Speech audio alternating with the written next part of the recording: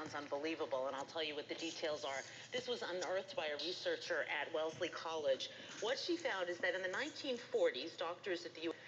Were interested in studying syphilis and penicillin. They had penicillin. They weren't quite sure how well it worked. It was in the early days of penicillin.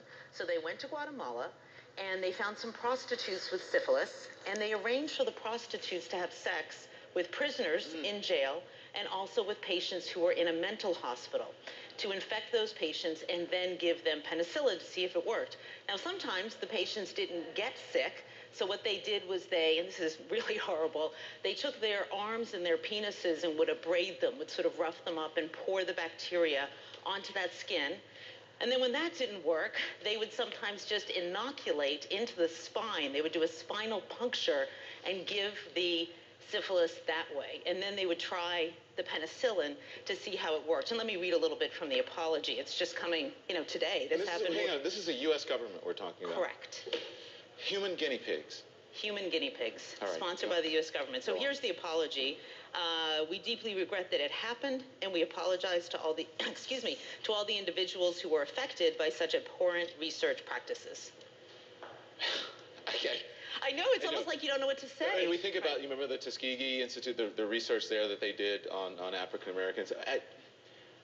Before we get to that, we'll get to that part of it. Why did it take 60 years to come to light? You know what? Apparently nobody knew about this. This researcher at Wellesley College was looking into the experiments done in Tuskegee and found that this one doctor named John Cutler, that before he did Tuskegee, he went to Guatemala. So she found these documents and she brought them to light. As a matter of fact, we called the Guatemalan embassy this morning to get a response, and they didn't really even have anything to say. They said this was new to them. They had just heard about it. And we mentioned the Tuskegee experiment. Is there any relationship? Yeah, there is a relationship because it was the same doctor. But there is a difference, which I think is important to point out.